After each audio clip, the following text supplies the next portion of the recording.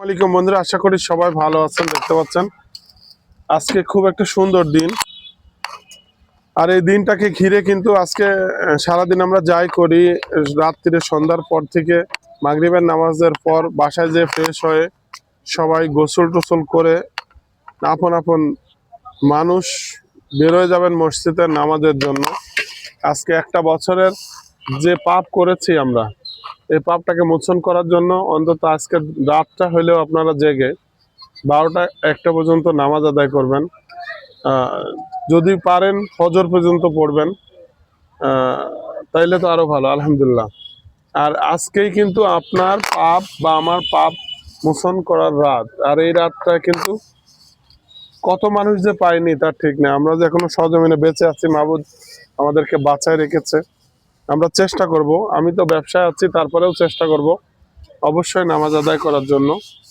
আর প্রিয় বন্ধুরা, আপনারা দূর দূরান্ত থেকে চলে আসবেন, এসে খেয়ে অতি তাড়াতাড়ি চলে যাবেন।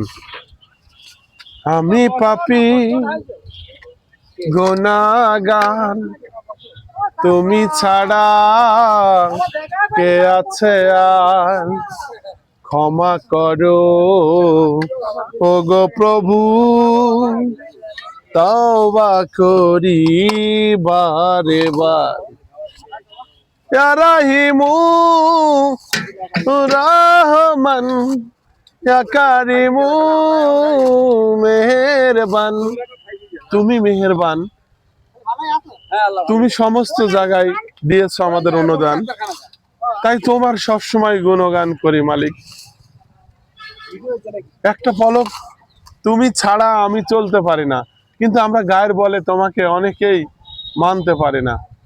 হিন্দু শাস্ত্রে দেখেন, ওরা হচ্ছে প্রতি মুহূর্তে ভক্তি শ্রদ্ধা করে, কারণ ওদের দুনিয়াদারের পরে যা আছে তাই। কিন্তু আমাদের তো দুনিয়ার পরে না, দুনিয়ার পরেও আছে, আখেরের পরেও আছে। হচ্ছে আমরা আখেরের জন্য কিছু গোছাবো, চেষ্টা করব কোন মানুষের ভিতরে কি আছে প্রতিভা, বা কোন মানুষের দ্বারা কোন উপকার হয়, মাবুদ কখন কাকে কোন জায়গায় পৌঁছায় দেয়। ভিডিওটা দেখে যদি ভালো লাগে ভাই, কথাগুলো সম্পূর্ণ শুনে যাবেন। দেখে যদি ভালো লাগে অবশ্যই আমার জন্য যা করার তাই করবেন। ধন্যবাদ সবাইকে। যারা খাচ্ছে দেখতে পাচ্ছেন, খুব ভালোবাসার মানুষ। আপনারাও আসবেন এই পাগলটার সাথে দেখা করতে, তাইলে আলহামদুলিল্লাহ আমি একটু খুশি থাকবো। আর একজন আরেকজনকে খুশি করবেন, এটাই তো কর্তব্য। 11 দোকানে 22।